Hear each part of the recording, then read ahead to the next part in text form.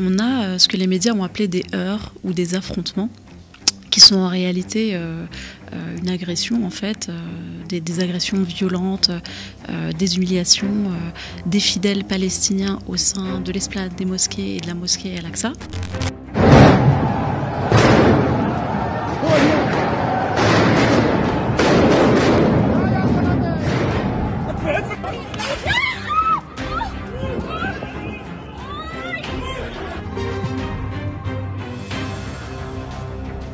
Que se passe-t-il exactement, surtout dans cette période de Ramadan? On en parle avec Widad Ketfi, mais regardons d'abord quelques images qui témoignent de la gravité de la situation.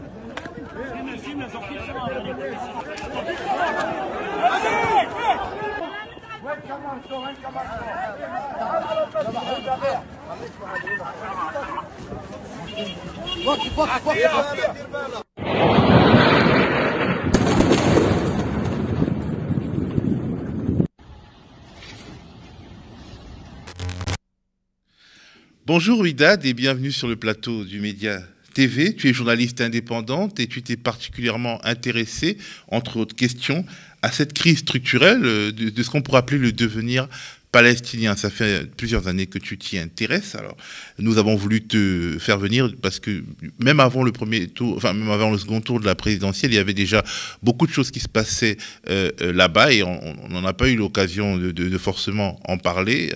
Et donc, l'occasion est là. Alors, la première question que je voudrais te poser, qu'est-ce qui se passe en ce moment à Jérusalem de manière assez claire pour ceux qui n'ont pas l'occasion de s'y intéresser tous les jours?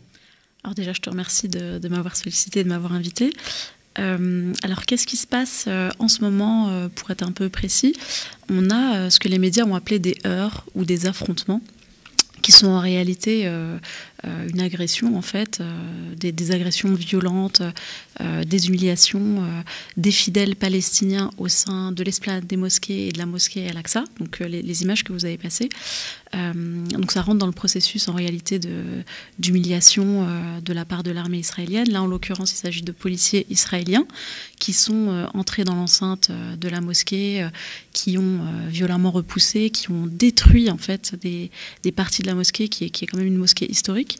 On va rappeler ce qu'est l'esplanade des mosquées et ce que représente en fait la mosquée Al-Aqsa pour les musulmans. C'est le 3e lieu saint de l'islam. C'est la première Qibla. Je ne sais pas si tu sais ce qu'est la Qibla, mais c'est en fait le lieu de direction de la prière de tous les musulmans du monde. Aujourd'hui, c'est la Mecque. Et historiquement, au départ, c'était justement l'esplanade des mosquées, en fait, la première mosquée, parce qu'il y a 2 mosquées sur l'esplanade. Tu as le Dôme du Rocher, qui est également le lieu saint, en fait, le 3e lieu saint, de la communauté musulmane du monde entier. Donc tu te doutes bien que c'est très symbolique et c'est très, très, très grave, en fait, une agression sur ce lieu-là. Donc on a vu les images que vous avez passées et les images principalement sur Internet, malheureusement. On les voit assez peu dans les médias classiques.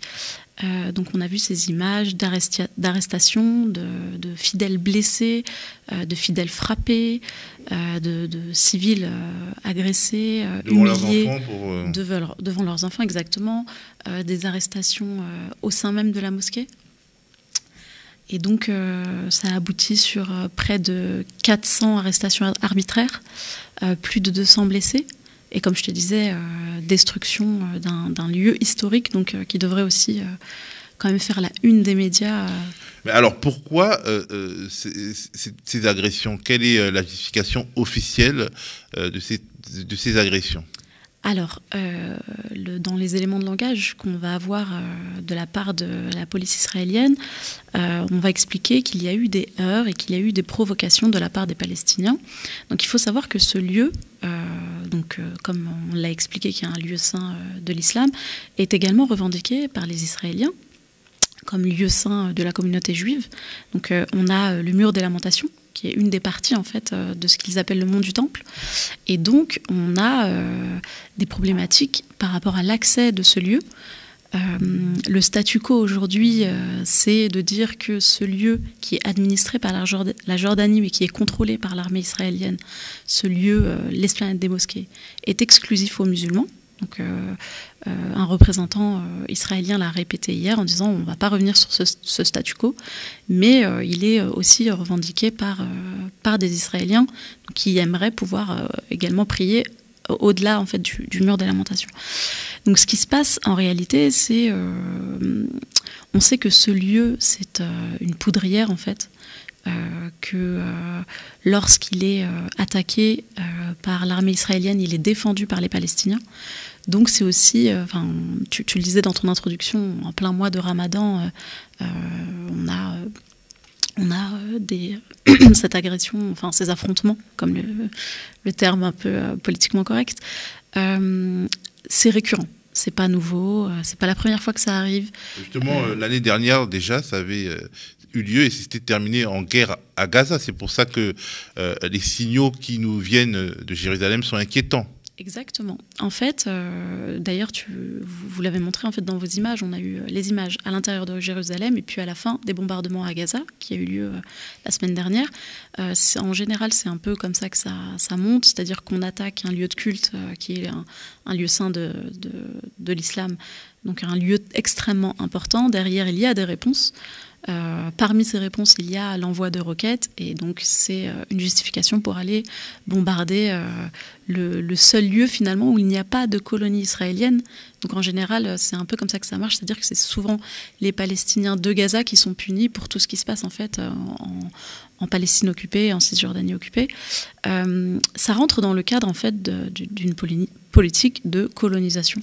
Donc des agressions, des humiliations, de l'oppression en fait. L'objectif c'est quoi? C'est de vider Gaza, c'est de décourager et de pousser à l'exil les personnes qui y vivent?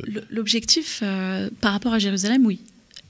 L'objectif c'est de désarabiser totalement Jérusalem qui est stratégique et qui selon les Israéliens, que les Israéliens souhaiteraient avoir comme capitale, qui n'est pas la capitale d'Israël. Et qui est reconnue comme capitale par certains pays. Par très peu de pays, par Donald Trump à l'époque, mais qui n'est pas internationalement reconnue comme la capitale d'Israël.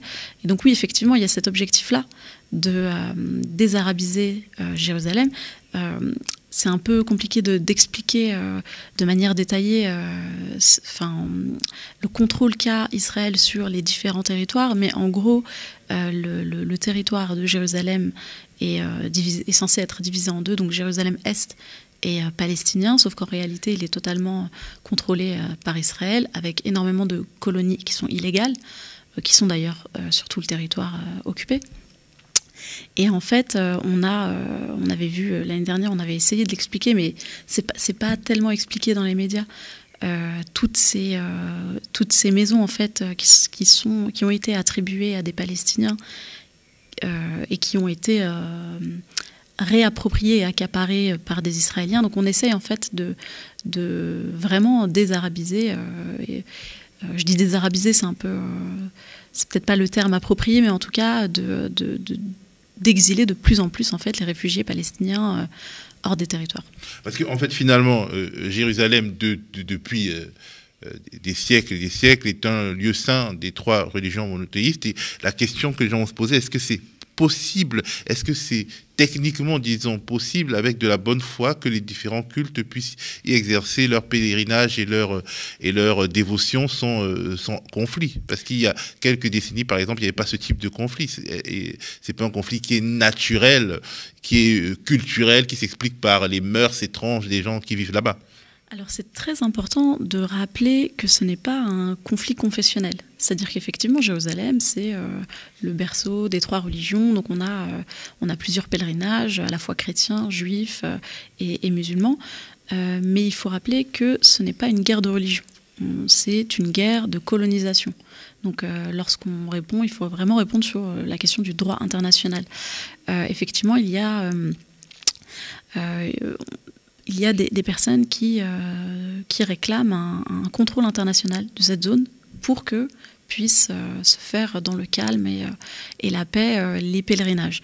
Mais ça ne résoudra pas toute la question en fait, de la colonisation sur l'ensemble du territoire palestinien. Donc effectivement, comme là on touche à quelque chose d'assez universel en fait, puisqu'il s'agit de religion. Effectivement, il y a des gens qui demandent à ce qu'on se focalise un peu sur ce qui se passe à Jérusalem, mais c'est important de rappeler que ce qui se passe à Jérusalem, ça se passe sur l'ensemble du territoire palestinien. Mais en fait, la particularité de ce qui s'y passe, c'est que c'est chargé d'émotions, c'est susceptible de créer d'autres problèmes. C'est aussi pour ça, c'est-à-dire que quelque chose qui se passe à la mosquée d'Al-Aqsa à Jérusalem ou sur tout autre lieu saint de Jérusalem, que ce soit peut-être le mur des lamentations ou autre, ça peut toujours dégénérer. C'est peut-être pour ça qu'une sorte de pacification de Jérusalem pourrait, on imagine, diminuer déjà la belligérance dans la région. C'est vrai, sauf que malheureusement, c'est pas le cas. Aujourd'hui, on a une armée d'occupation qui contrôle les lieux de culte. Comme je t'expliquais au départ, la mosquée, enfin l'esplanade des mosquées, elle est administrée par la Jordanie, normalement, sauf qu'elle est contrôlée par des soldats israéliens. Donc, je ne sais pas si tu t'es déjà rendu là-bas, mais si tu veux aller prier à la mosquée, tu dois réciter la Fatiha à des soldats israéliens, ce qui est assez étonnant, en fait, pour prouver que tu es bien musulman et que tu peux rentrer au sein de la mosquée. Moi, j'y suis allée, par exemple. J'y suis allée parce que j'ai le privilège d'avoir un passeport français, ayant rencontré des Palestiniens en Cisjordanie, à Bethléem, qui sont soumis en fait à des checkpoints et qui, en fonction des moments de l'année, de leur âge, de leur statut, etc., ne peuvent pas en fait rentrer à Jérusalem. Alors à Gaza, c'est encore pire puisqu'ils sont soumis au blocus. Par exemple, ces gens-là m'ont dit « tu as beaucoup de chance, moi je rêve d'y aller ». Alors qu'ils sont à quelques minutes, en réalité, c'est tout petit. Et donc ça c'est extrêmement grave. Alors, sur cette affaire, on voudrait savoir quelle est la position de la France. Alors, sur cette affaire, la position de la France, elle est très, très neutre. Ça fait des années en fait que la France se positionne assez peu sous couvert de neutralité, défend le droit d'Israël et du côté israélien lorsqu'il dit voilà, Israël a le droit de se défendre, donc reprend les éléments de langage de l'armée israélienne qui explique qu'elle a été attaquée par des terroristes. Ça, c'est les éléments de langage qui sont également repris par les médias. Il faut savoir qu'historiquement, c'est pas la position de la France. Au départ, je me souviens je t'ai pas née, mais on nous avons appris, voilà, les positions de Gaulle à l'époque, qui, lorsque Israël bombarde l'aéroport de Beyrouth, décide d'établir un boycott et de mettre un terme aux relations que la France avait avec Israël, donc un boycott de l'armement, et décide de ne plus vendre d'armement en Israël. On a des politiques qui se revendiquent du gaullisme, mais qui choisissent en fait ce qui les arrange en réalité, et notamment concernant ce qui se passe en Palestine et en Israël. Aujourd'hui, la position de la France, c'est un peu la position internationale, c'est de dire on est contre la colonisation illégale, sans réellement mettre en place de mesures réelles en fait pour améliorer la situation. Et c'est d'autant plus inquiétant et d'autant plus injuste quand on voit aujourd'hui la position de la France vis-à-vis la position de la France qui est assez juste vis-à-vis de la Russie, mais en même temps, on ne peut pas s'empêcher de comparer en fait l'inaction vis-à-vis d'Israël et ses appels au boycott, à l'embargo, etc., vis-à-vis de la Russie. Alors, il y a une position de principe qui est finalement non aux colonisations illégales, mais il y a des comportements, des propos, des réflexes administratifs qui sont finalement assez hostiles à l'expression de toute solidarité vis-à-vis de la Palestine et des Palestiniens. On se souvient notamment de propos d'Aurore Berger qui ont été assez frappants, que je vous propose d'écouter. Israël et la France, ce sont des alliés, ce sont des pays amis, indéfectiblement amis et alliés. Je crois qu'il faut le rappeler. Il faut aussi le rappeler parce que face à la campagne scandaleuse d'Amnesty International qui parle d'apartheid alors qu'Israël est évidemment une démocratie, je crois que c'est important que toutes ces associations qui de facto détournent leur objectif initial et qui professent la haine puissent clairement être démantelées. Je crois que l'action très claire du ministre de l'Intérieur et du président de la République est à saluer à ce sujet. Est-ce qu'il y a eu un manque? Est-ce qu'il y a eu un raté par rapport à ça? La non-condamnation de l'utilisation de ce mot par Amnesty International, par le gouvernement français, on n'a rien entendu à ce jour. Je crois que c'est pas non plus le rôle du président de la République, si vous voulez, malheureusement, sur chaque Non, mais le Quai d'Orsay a fait un communiqué. Non, mais vous voyez bien que nous avons réagi. Moi, j'ai réagi en tant que présidente du groupe d'amitié France-Israël. Sylvain Maillard a réagi. On a été un certain nombre de parlementaires à dire très clairement, évidemment, notre condamnation ferme des propos qui ont été employés, qui sont inadmissibles. Il y aura un discours qui sera prononcé ce soir. Je voudrais pas trop m'avancer, mais je pense que ce sera aussi l'occasion, dans ce discours, de rappeler très clairement les choses. Je pense que c'est aussi le bon endroit pour pouvoir le faire. Bon, voilà, c'est-à-dire qu'il y a une sorte de consensus qui finit par considérer la défense des droits des Palestiniens comme quelque chose de plutôt belliqueux. Exactement, et c'est extrêmement grave ce que dit Aurore Berger, puisqu'elle parle de dissolution, et donc elle parle de dissolution en raison de propos. Donc, en termes de liberté d'expression, c'est très inquiétant, mais c'est pas surprenant venant de la part d'Aurore Berger, et c'est pas surprenant en réalité quand on sait les politiques qui ont été menées en termes de musellement en fait de la lutte pro-palestinienne. On a plusieurs associations qui ont été dissoutes. On a vu la façon dont sont traitées les manifestations pro-palestiniennes avec une extrême répression. L'année dernière, on avait pu voir des manifestations dans le monde entier en solidarité avec la population gazaoui. Et l'une des seules manifestations qui avait été violemment réprimée, c'était celle qui avait lieu à Paris. Donc c'était quand même assez honteux sur le champ international. Finalement, ce que dit Aurore Berger, c'est grave. Pourquoi? Parce qu'elle parle d'Amnesty International qui a établi un rapport en parlant de crimes contre l'humanité, en parlant d'apartheid, ce qui est une réalité. Je mets au défi quiconque sur le terrain de prouver que ce que disent les ONG est faux. Il suffit de se rendre sur le terrain, sur les territoires, que ce soit à Gaza ou en Cisjordanie occupée, pour voir en réalité les dégâts de l'apartheid, de la colonisation, des répressions, des crimes. On parle de Human Rights Watch a parlé de crimes de guerre, l'année dernière notamment. Et l'année d'avant, lorsque des civils ont été volontairement ciblés par l'armée pendant des manifestations qui étaient pacifiques. Donc c'est extrêmement inquiétant, mais pas surprenant. Alors, pourquoi c'est si difficile de traiter de cette question palestinienne dans les médias? Désolée. Alors ça, c'est une bonne question. En fait, il y a une confusion qui est entretenue par certains politiques et finalement qui est acceptée par certains journalistes, une confusion entre la lutte contre les abus de la politique israélienne et l'antisémitisme. Il y a une confusion entre les deux. Je me souviens de Manuel Valls qui disait l'antisionisme, c'est l'antisémitisme. C'est pareil. Ça, c'est extrêmement dangereux. Extrêmement dangereux, et il ne faut surtout pas tomber dans ce piège-là. On a parfaitement le droit de critiquer la politique qui est menée par l'État d'Israël. On a parfaitement le droit de critiquer les abus et de condamner les abus de l'armée israélienne, et ça n'a absolument aucun rapport avec l'antisémitisme. Donc ça, c'est extrêmement important d'être très ferme sur ses positions. Et malheureusement, en fait, cette confusion qui est entretenue, elle met mal à l'aise certains journalistes et qui ont du mal en fait à traiter de manière totalement claire et sereine, enfin sereine c'est peut-être pas le terme, mais de manière totalement claire et juste ce qui se passe sur les territoires. Et donc, il y a certains éléments de langage, notamment que tu avais évoqués en comparant la situation en Ukraine et la situation en Palestine. Exactement.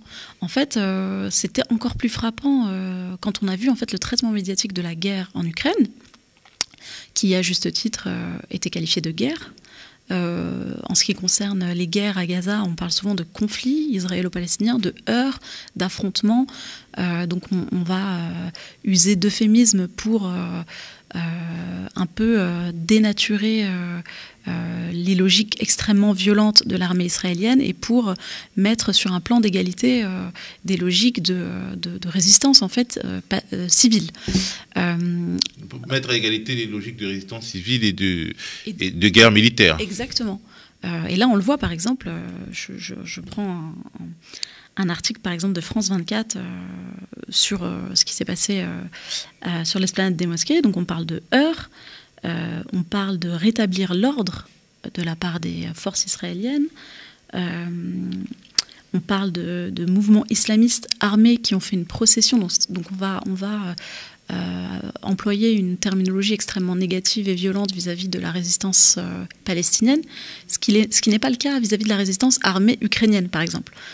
Ça, c'était très intéressant. Armée ukrainienne, il n'y a pas que des perdreaux de l'année dedans. Non, en tout cas, ce qui est intéressant de voir dans le traitement, mais juste dans la terminologie qui est employée par les journalistes, on n'a pas de problème à revendiquer justement le droit de la résistance armée ukrainienne. On a une héroïsation de la résistance armée ukrainienne.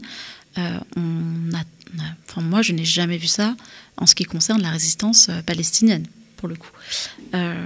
Et donc, oui, effectivement, moi, je me rends compte que dans le traitement médiatique, sous couvert de neutralité, on a en réalité juste une reprise des éléments de langage de l'armée israélienne et parfois ça va un peu plus loin. Donc moi, ce que j'ai constaté lorsque j'ai travaillé pour des grands médias, on a parfois de la censure qui est réelle, qui n'émane pas nécessairement d'en haut en fait, qui émane en réalité de rédacteurs en chef ou de journalistes eux-mêmes qui partagent une idéologie défendue par Israël. Je peux te donner des exemples très concrets.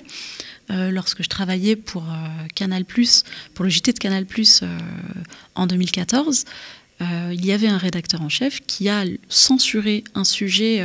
Pourtant, on avait envoyé une équipe à Gaza à l'époque. Donc c'était une équipe qui prenait des risques, c'était la guerre. Une équipe qui avait fait un sujet sur un hôpital qui avait été bombardé par l'armée israélienne.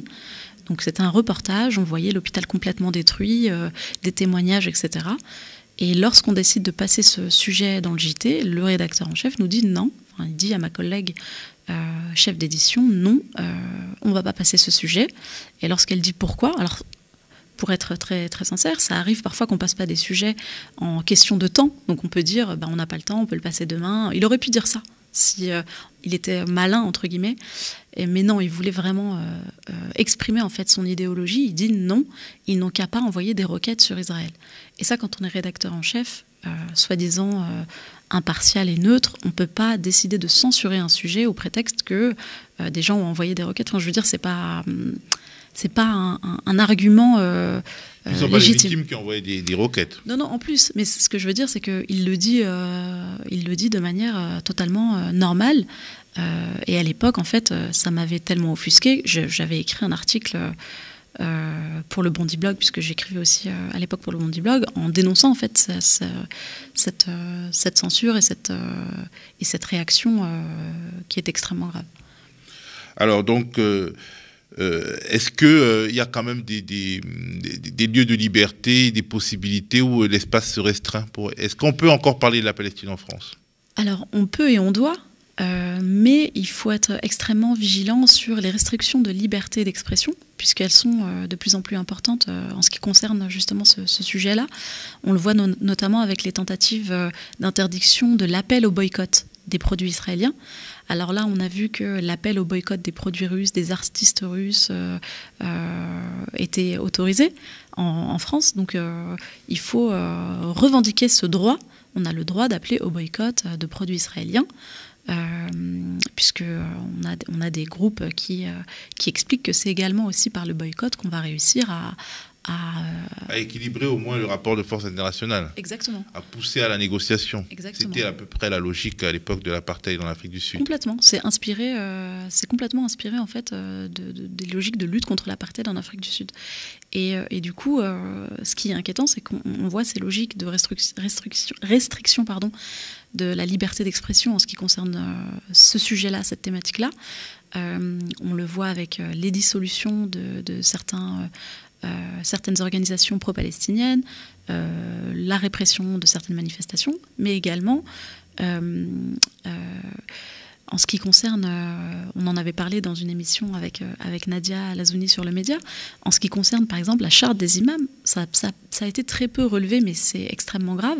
On stipule dans la charte des imams qu'il est interdit de traiter d'actualité étrangère. Et par actualité étrangère, on fait surtout référence à ce qui se passe en Palestine. Et on a par exemple une mosquée, la mosquée de Pessac, vers Bordeaux,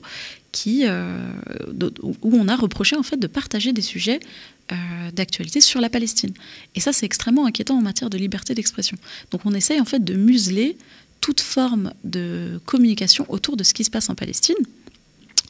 Et donc, oui, on a le droit de parler de ce qui se passe en Palestine pour répondre à ta question. Et finalement, on en a le devoir.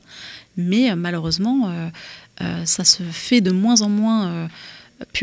quand je dis publiquement, dans des médias classiques, par des élus officiels, entre guillemets, et ça se fait un peu plus sur les réseaux sociaux ou sur le média aujourd'hui, par exemple. Merci beaucoup, Widad, pour cet éclairage.